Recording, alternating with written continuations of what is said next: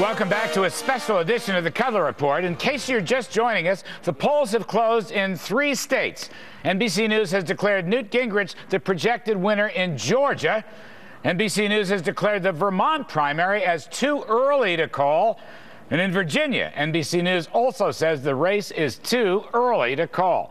All right, our next guest, distinguished Senator Tom Coburn, Republican from Oklahoma, recently endorsed Governor Mitt Romney for president. Senator Coburn, as always, sir, welcome back to the show. Let me just ask you, I got an easy one for you. Who's going to win the Oklahoma primary tonight, sir?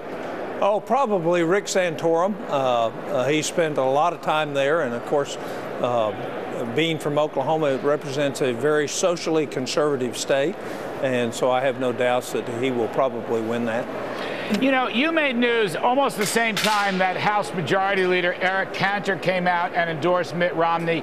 You came out and endorsed Mitt Romney, and it raised some speculation that some of the senior people in the Republican Party are now coalescing behind Romney. Is there any truth in that?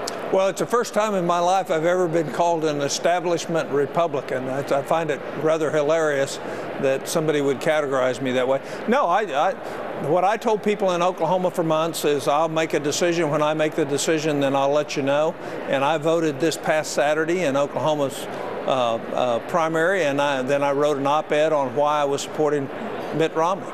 By the way, let me just interrupt, Senator. I beg your pardon, but NBC News now declares Mitt Romney as the projected winner in the Virginia Republican primary.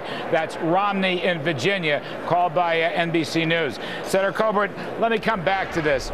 One of the albatrosses around Governor Romney is, of course, Romneycare in Massachusetts. Do you think it would be a good thing, advisable for Romney, to come out with a detailed plan how he would replace Obamacare? In other words, to get out from under Romneycare in Massachusetts, would it be better for Mr. Romney to say, here's how I'm going to do away with Obamacare? Would that quell some of his conservative opposition and critics? Well, I think you could do that, and I'd be happy to help him do that. We have multiple plans and ideas. But, Larry, I would remind you of one thing. We have the 10th Amendment to the Constitution, which says Governor Romney didn't do Romneycare. The state did Romneycare. He either signed it or didn't sign it. The fact is the states have the right to do that. That's something totally different than the federal government mandating what states will do.